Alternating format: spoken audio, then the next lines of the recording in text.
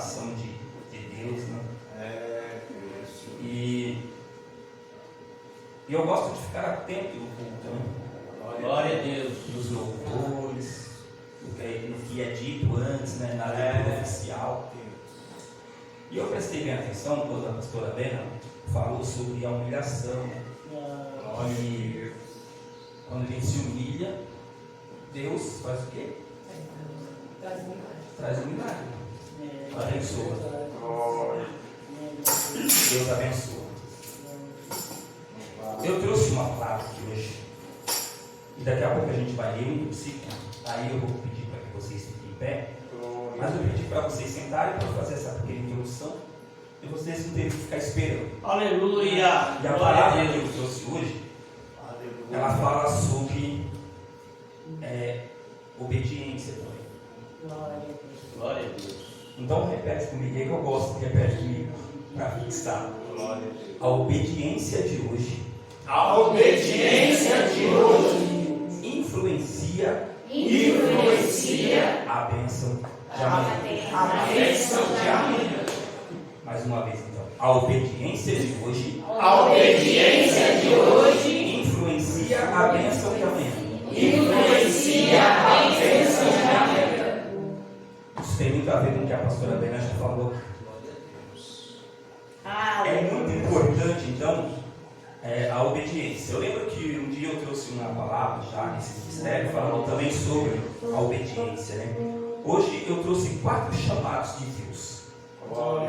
São 4 requisitos, 4 determinações que o próprio Deus coloca para que a gente siga essas orientações.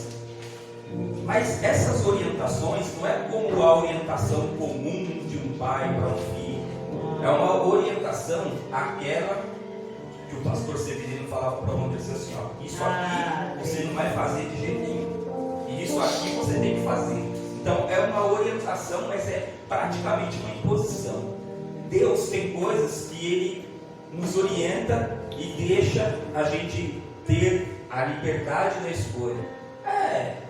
Tá bom, estou orientado, mas às vezes a gente decide por caminhos que julgamos ser mais fáceis. Mas a nossa obediência, ela, para com Deus, né, ela demonstra a nossa confiança e o nosso amor a Ele. Então, quando a gente obedece, nós estamos, de certa forma, praticamente retribuindo e demonstrando a nossa gratidão e o nosso amor a Ele. Às vezes a gente ouve pessoas dizendo, o nosso amor por Ele também não está errado, o amor por Ele está certo também.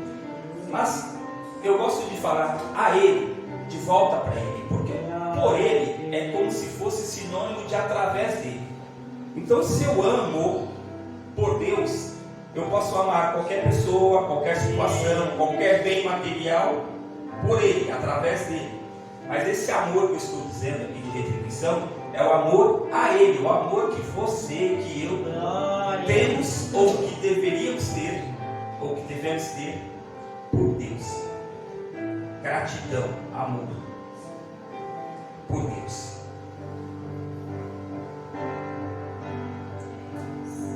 Nós vamos ler um versículo apenas de um texto.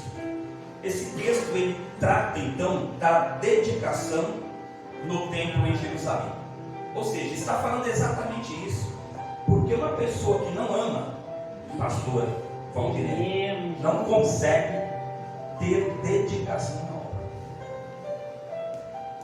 Porque ainda que tivesse essa dedicação humana, ainda não seria o suficiente em retribuição e não seria de fato uma obediência. Porque obedecer então tem alguns requisitos e não é obedecer apenas por palavra. Aleluia. Apenas por palavra. É obedecer de fato na ação, na atitude. Não adianta eu dizer assim, eu sou obediente aos meus pais, só que eu tenho uma atitude diferente da obediência. Na igreja, todos nós temos que ter obediência. E essa obediência ela tem que exalar. O teu vizinho do lado tem que perceber que você é uma pessoa obediente. Vamos ficar de pé e ler em 2 Crônicas, capítulo 7 e 14, onde Deus ele promete algo à congregação ali de Jerusalém, ao povo de Jerusalém. Ele promete abençoar o povo se eles obedecerem às suas ordens. Então nós temos 4 ordens divinas, praticamente 4 mandamentos que nós não podemos fugir deles. 2 Crônicas, capítulo 7, versículo 14. 2 Crônicas, capítulo 7, versículo 14. 2 Crônicas 7, 14. Se você estiver com dificuldade para encontrar, pode ler aqui na versão que está exposta aí na tela, para todo mundo conseguir ir na mesma versão. Os irmãos sabem que eu gosto de ler, mas eu gosto de ler junto sempre com o pastor Gese, que ele é o meu fiel escudeiro aqui. Não é porque eu não sei ler, também não é porque eu não enxergo, que dá para enxergar bem. É porque eu gosto de ouvir mais do que falar. Então eu vou pedir para o pastor Gese fazer a leitura aqui. É só um versículo, terminando o versículo você pode se sentar. E preste atenção na leitura, irmão. Se atente ao que está sendo dito, como se fosse o próprio Deus falando para vocês. O pastor vai colocar uma impostação diferente na voz para vocês escutar e imaginar que vocês são aquele povo lá de Jerusalém ouvindo Deus falar diretamente com vocês. Se o meu povo, que se chama pelo meu nome, se humilhar e orar e me buscar e se converter dos seus maus caminhos, então eu ouvirei dos céus, perdoarei os seus pecados e sararei a sua terra. Amém. Pode sentar. Glória a Deus. 4 ordens. Fala aí comigo. Humildade. Oração. Buscar a presença de Deus. Buscar a presença de Deus. Se arrepender. Algumas versões falam sobre converter. Se o meu povo, que se chama pelo meu nome, se humilhar e orar e buscar a minha face, que é buscar a minha presença,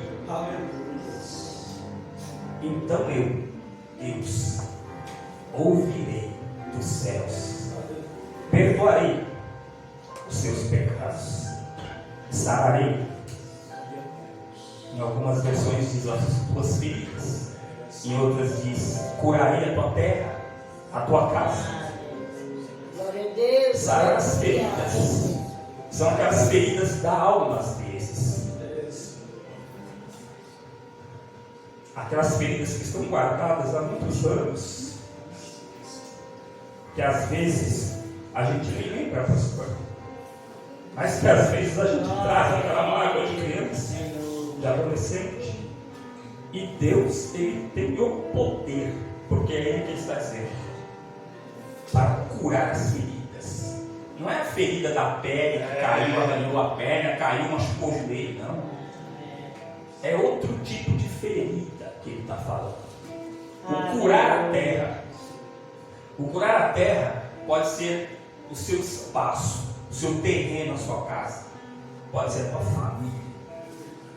Pode ser a tua congregação, os teus amigos, no trabalho. Não é a terra onde o pastor bota os pés ali? Não é a tua terra. O lugar que você está é a tua terra. Pode ser a tua cidade de Suzano, teu estado, teu país, tua nação.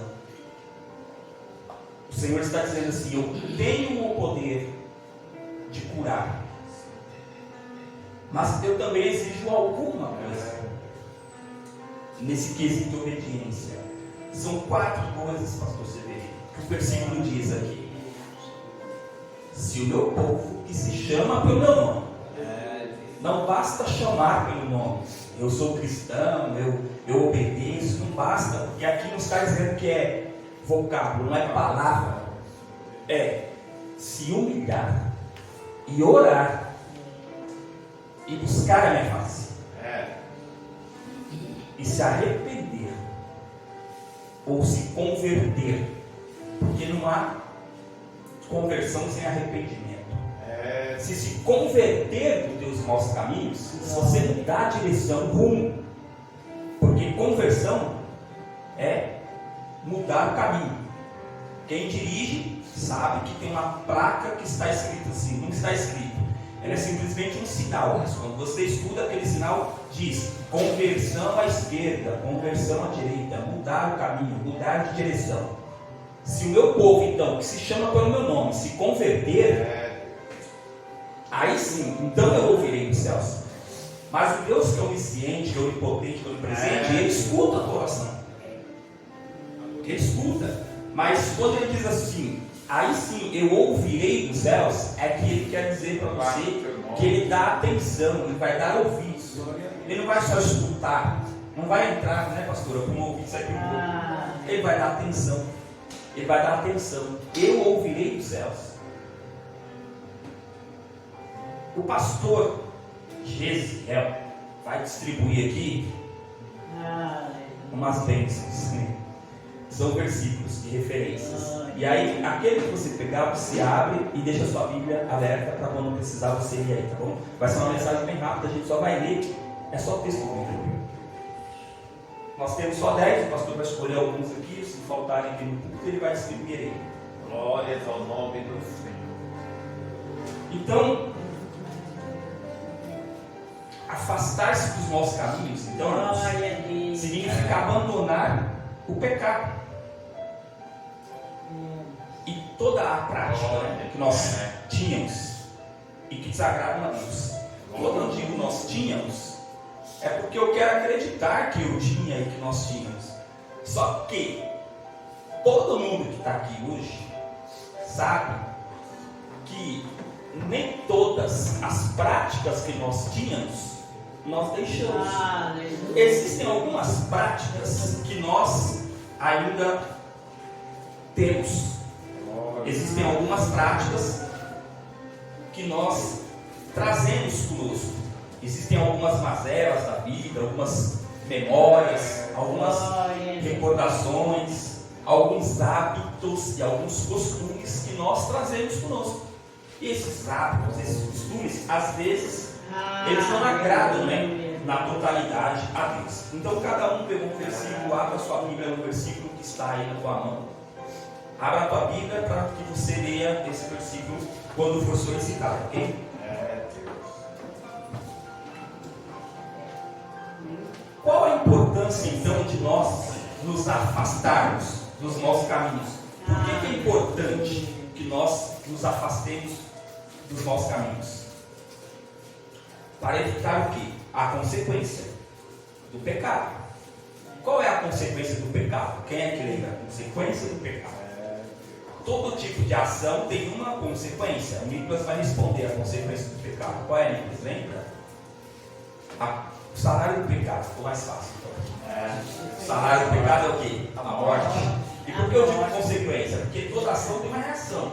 A consequência é aquilo que você tem, né, de uma atitude, por exemplo. Mas em relação ao pecado, a consequência é a morte. A consequência é a morte. Então nós precisamos nos afastar do pecado para que a gente mantenha ou que nós tenhamos uma relação saudável com Deus. Quando a palavra diz buscar face a face, né, que é uma parte do versículo, ela está dizendo que é buscar a presença. E por que eu digo que é presença? Porque se eu estiver aqui falando com o pastor Jutiel, eu estou olhando ao rosto dele. De que maneira que eu consigo falar com ele olhando para ele? Só estando presente. Se o pastor Jutiel estivesse hoje lá na casa dele, eu não estaria vendo ele aqui. Não teria como eu falar com ele face a face. Quando Deus diz aqui no versículo, buscar a minha face, ele está dizendo buscar a minha presença.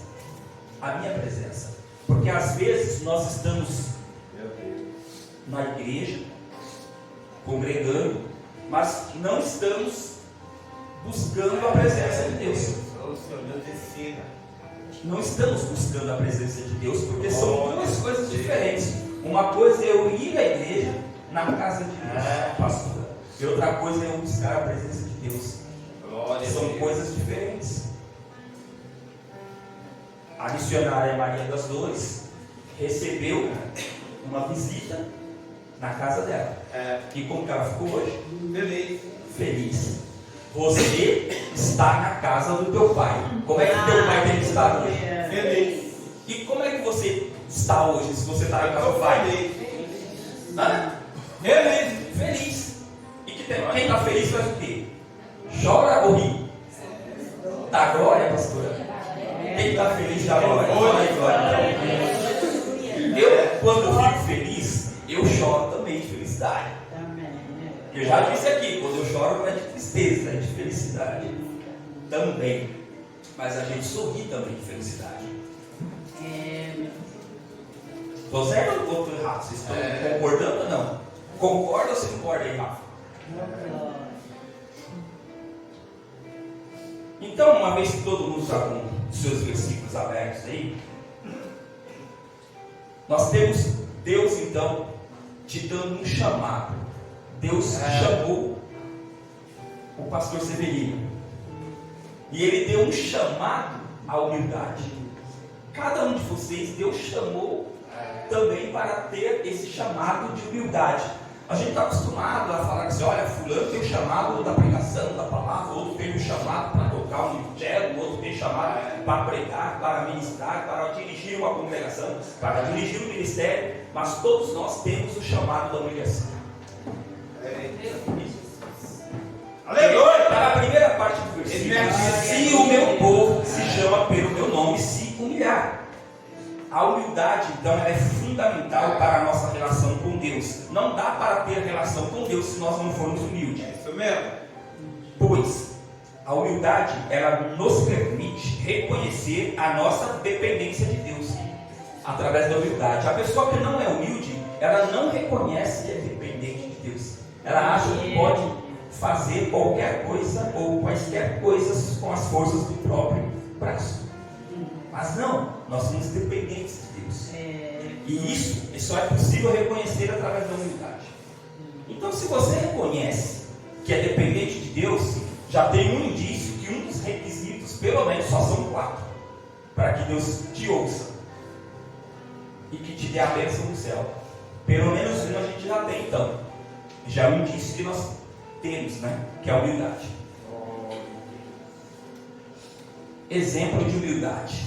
Leiam para mim aí, quem estiver com o versículo que está escrito em Números 12, 03. Números capítulo 12, versículo 03. É Moisés dando um exemplo aí então de humildade. Quem pode ler, por favor? E era o homem Moisés muito manso, mais do que todos os homens que havia sobre a terra. Era possível Moisés ser um homem manso e o mais manso de todos os homens que havia sobre a face da terra?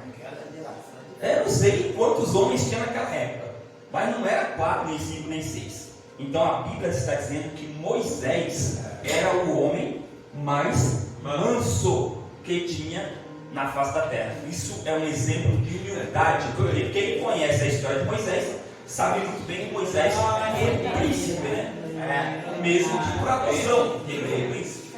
E Moisés não tinha motivo nenhum então para ser humilde, mas ele era também, quando conheceu a Deus, temente a Deus, conheceu sua história. E Moisés então é um exemplo, foi um exemplo de humildade para aquela época e para a nossa época hoje. Temos que ter o exemplo de Moisés então em relação à humildade.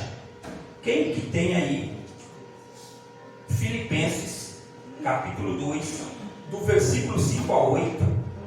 Se quiser ler o 9, 10 e 11, está dentro do contexto, mas tem que ler rápido. Aí é um exemplo de Jesus. Olha o exemplo de Jesus que a pastora Bena vai ler. A pastora Bena vai ler o exemplo de Jesus.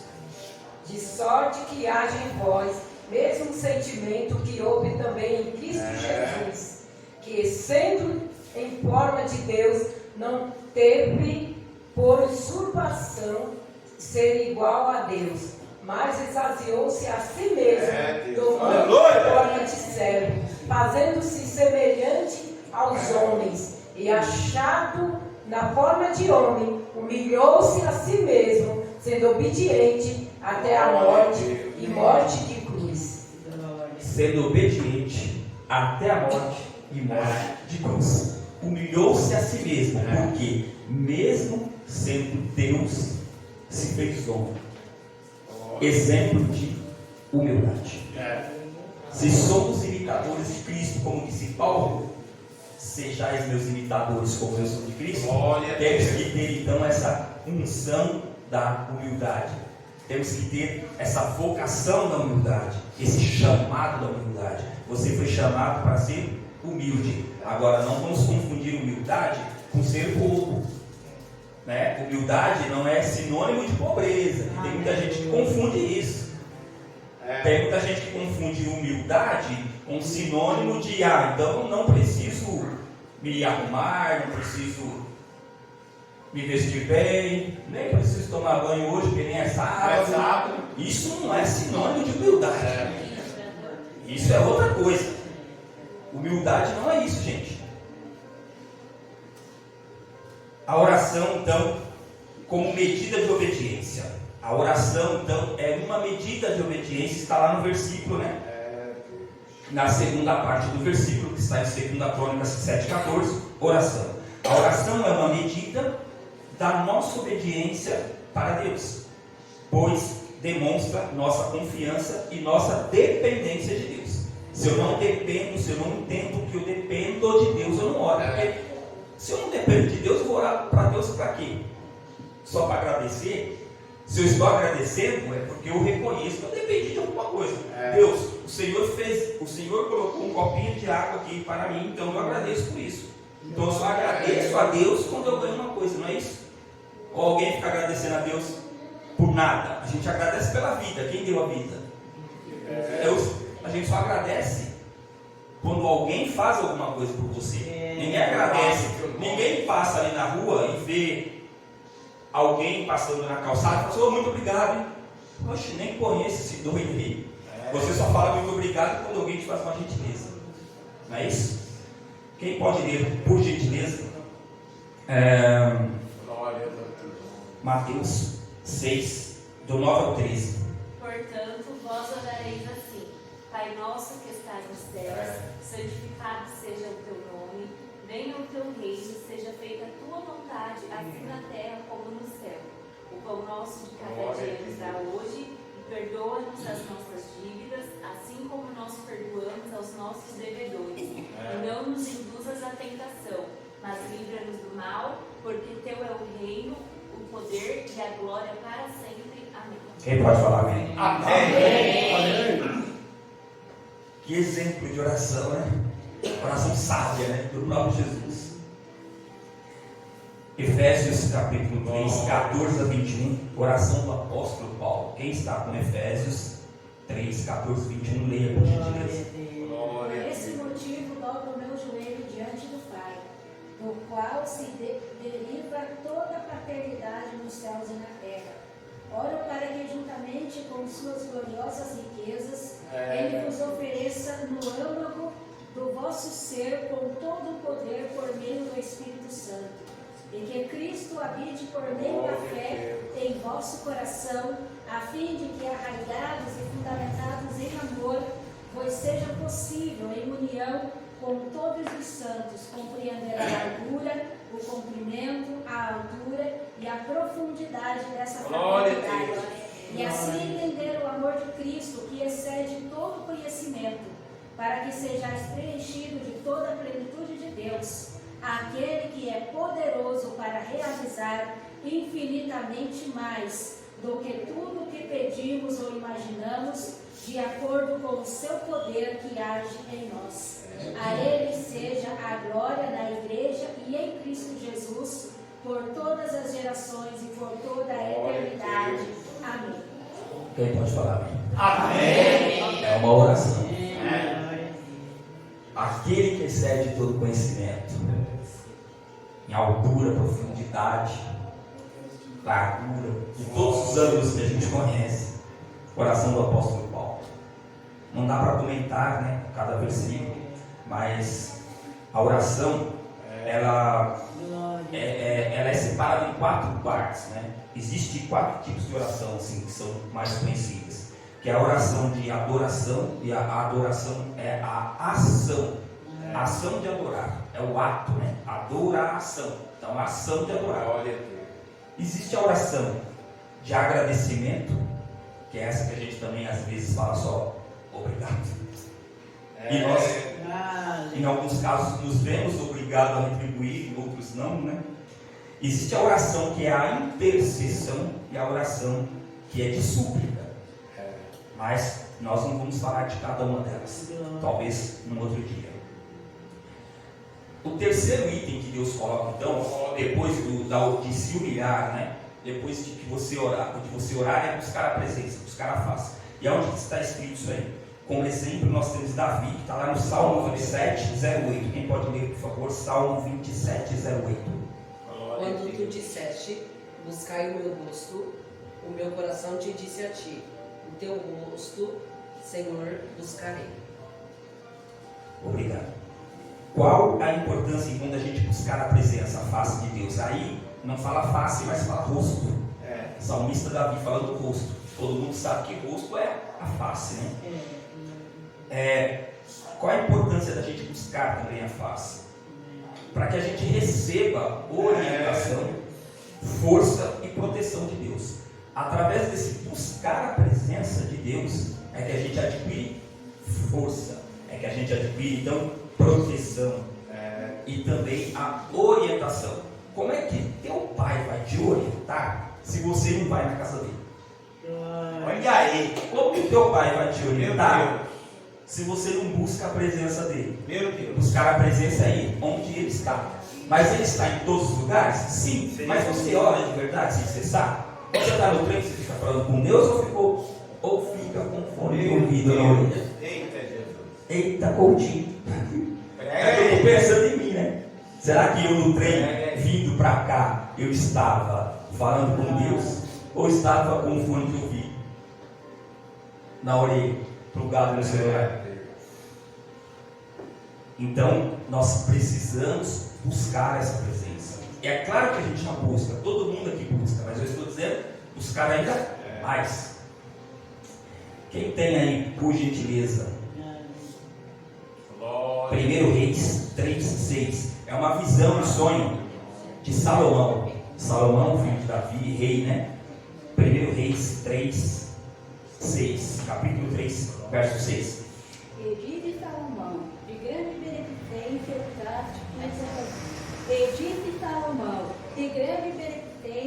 usaste tu com teu servo Davi, meu pai, como também ele andou contigo em verdade, em justiça e em retidão de coração, perante a tua face, e guardaste-lhe esta grande beneficência, e lhe deste um filho que se assentasse no seu trono, como se vê nesse dia. Agora, pois, ó Senhor meu Deus, tu fizeste reinar a teu servo em lugar de Davi, meu pai, e sou apenas um menino pequeno, não sei como sair, nem como entrar. E o teu servo está no meio do teu povo, que elegeste, povo grande, que nem se pode contar, nem numerar pela sua multidão. A teu servo, pois dá um coração entendido para julgar teu povo, para que prudentemente discirna entre o bem e o mal. Porque quem poderia julgar a esse teu tão grande povo? Amém? Quem pode falar amém? Amém. Salomão faz uma pergunta a Deus: quem poderia julgar este teu tão grande povo? Sendo eu ainda um menino que não sei nem entrar e nem sair, tu me colocaste em lugar do meu pai, o pai Davi, colocou ele no trono. É uma oração de Salomão. E essa oração aí é a oração que Deus olha para Salomão e fala: que oração! E aí tem a resposta nos outros versículos. Quem quiser anotar então,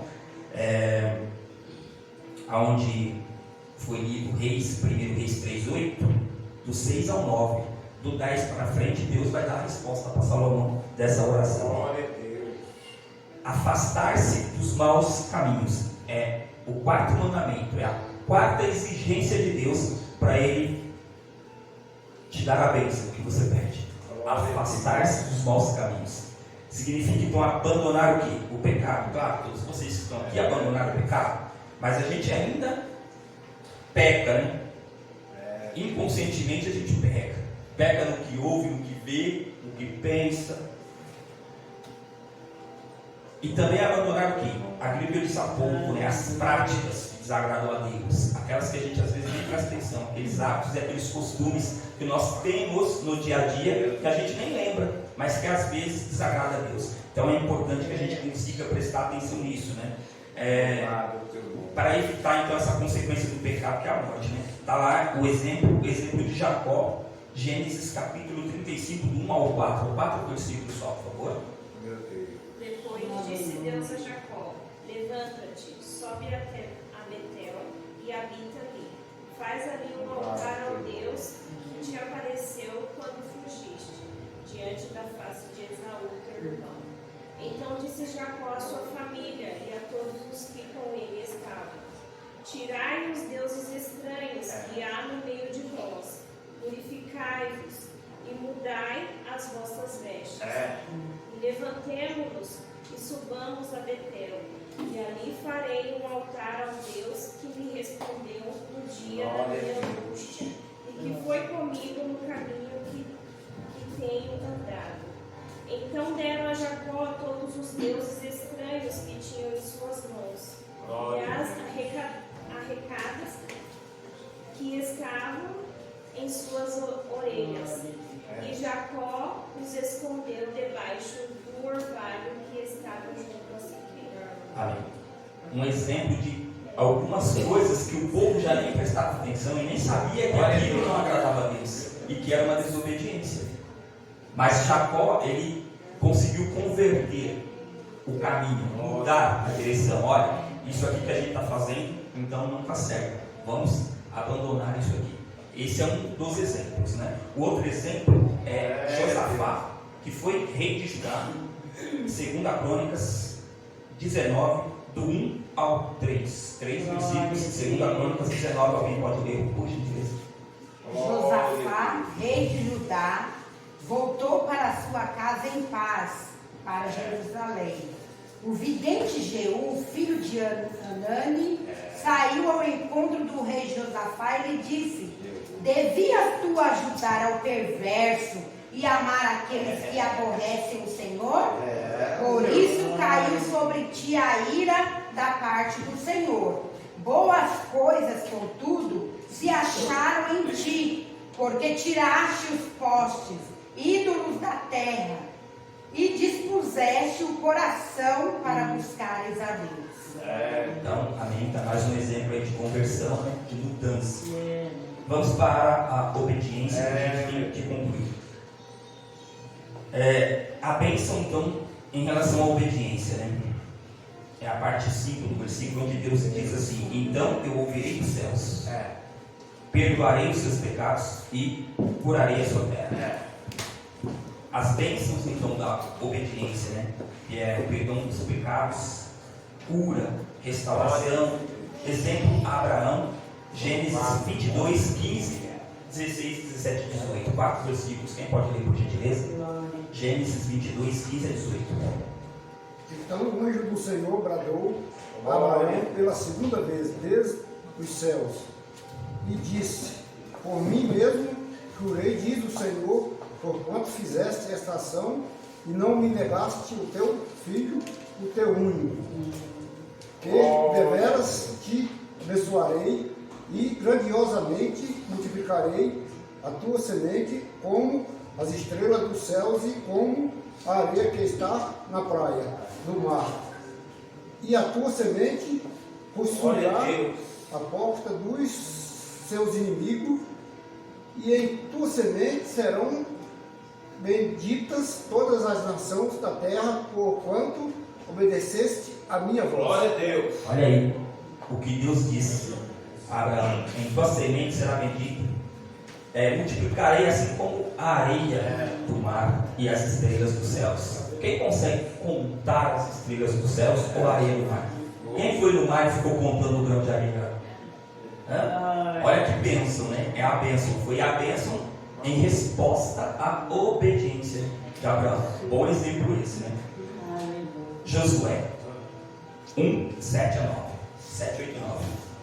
Não somente se de fato firme e corajoso, para teres o zelo de agir de acordo com todos os mandamentos da Torá, lei, que te ordenou Moisés, meu servo. Não te apartes dela, nem para a direita, nem para a esquerda, para que tenhas sucesso em todas as tuas realizações. Que o livro da Torá, lei, esteja sempre nos teus lábios. Medita nele dia e noite, para que tenhas o cuidado de agir em conformidade com tudo que nela está escrito. Deste modo serás vitorioso em todas as tuas empreitadas e alcançarás bom êxito. Ora, não te ordenei? Ser forte e corajoso. Não temas e não te apavores, porquanto Yahvé, o Senhor teu Deus, está contigo por onde quer que andes. Então está aí Josué falando, no livro de Josué, falando sobre essa ordenança de Deus: esforça-te, tenha bom ânimo, mas também não te afaste nem para a esquerda nem para a direita. Guarda a lei, guarda o mandamento, guarda, ser obediente, guarda esta obediência. Uma determinação, então, para que Josué pudesse ser vitorioso e ter o alcance da bênção prometida. Um requisito básico também. Ficou alguém se ler algum versículo ou não? Não, né? Então tá aí. Essa palavra, ela nos dá então um chamado, né, à ação, que é o ouvir, dar atenção e agir. Como podemos então aplicar essa obediência na nossa vida para receber as bênçãos de Deus? Como que a gente aplica? Como que a gente consegue ser mais obediente? Então? Nós devemos então, irmãos, nos encorajar, nós devemos ter essa atenção aos detalhes que às vezes a gente não dá importância e buscar essa obediência como um estilo de vida, em tudo, no trabalho, na escola, na família. Nós devemos então ter essa conscientização de que para sermos obedientes precisamos nos atentar aos detalhes. Aquilo que você acha que não é importante, talvez seja algo que está ou que poderá barrar, obstruir a tua bênção. Amém? Amém. E assim eu agradeço a oportunidade, eu agradeço ao pastor pela confiança. Glória a Deus. E missionário Antônio agora.